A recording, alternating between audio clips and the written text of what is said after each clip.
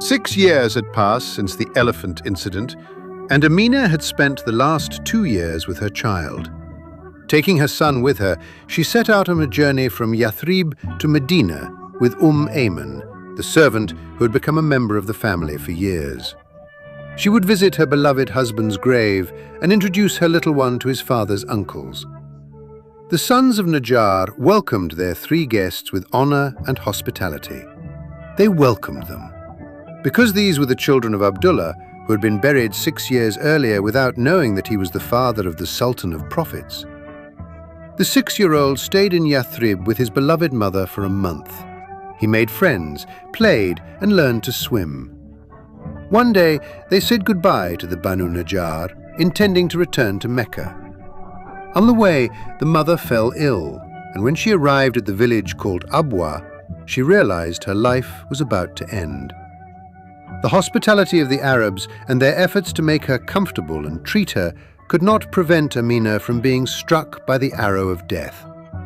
Her heart was filled with the belief that her sweet child would become a great person in the future.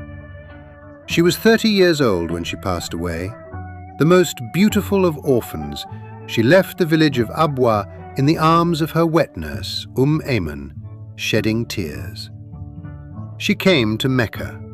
From then on, she would stay with her grandfather, Abdul Muttalib. As a divine decree, the orphaned child, left behind by his mother and father, was cared for by his grandfather's tenderness, and he had found his compassion, his sincere and boundless love. It was as if his grandfather needed him, not the other way around. Ayman, whom he loved and respected throughout his life, considering her his mother after his own, was also with his grandfather. Abdul Muttalib, who climbed the Abu Qubais hill with his grandson during a famine and prayed to God for rain in the name of this child, was only able to spend 2 years with his beloved grandson. Upon his death, he entrusted him to his son, Abu Talib. Abdul Muttalib, who possessed many good qualities and who, after a dream, discovered the Zamzam well, which had been closed for many years and whose location had been forgotten, had earned a special place in people's hearts with this service. Among those weeping as his funeral procession was taken to the Hakun cemetery was another child who had just turned 8. We await the intercession of his beloved grandson, who believed and expressed his belief at every opportunity that his grandson would become a great man.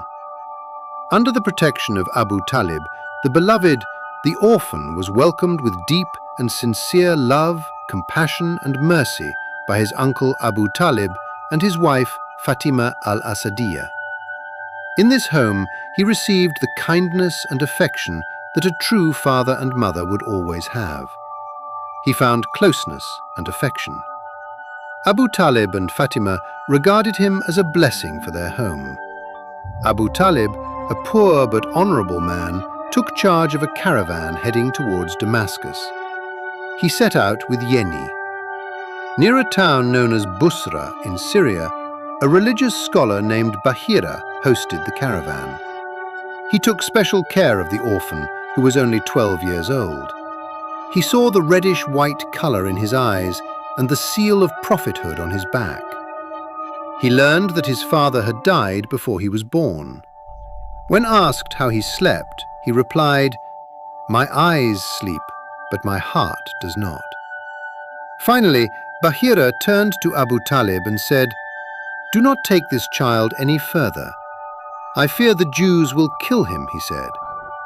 Abu Talib conducted his trade in Busra and gave the order to return.